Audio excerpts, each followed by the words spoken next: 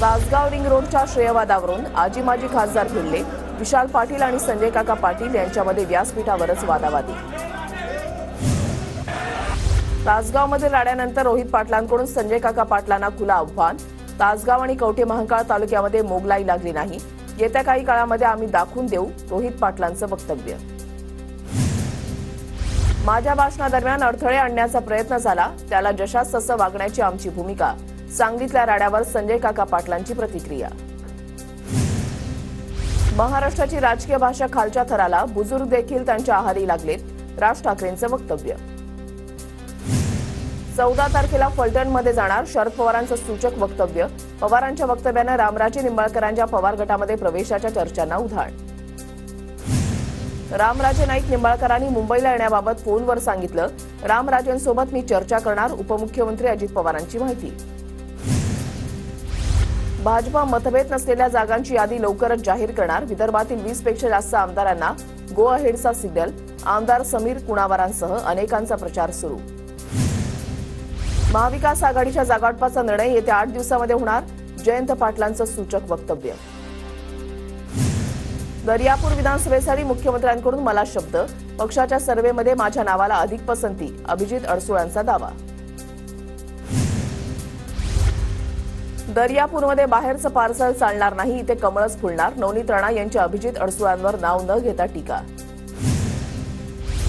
जागा वाटप जाहीर होण्याआधीच दापोली विधानसभेमध्ये योगेश कदम यांच्या नावाची घोषणा.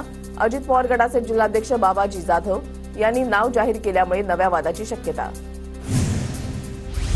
माड्याचे मैदान मारण्यासाठी माझी रंगीत तालीम सुरू. विकासाचा धुरळा मी सोडवणार.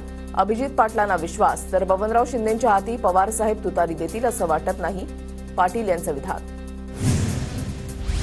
कल्याण पूर्व विधानसभेमध्ये महायुतीच्या इच्छुक उमेदवारांमध्ये रस्सीखेच. भाजपचे आमदार गणपत गायकवाडांच्या पत्नी सुलभा गायकवाडांची तयारी सुरू.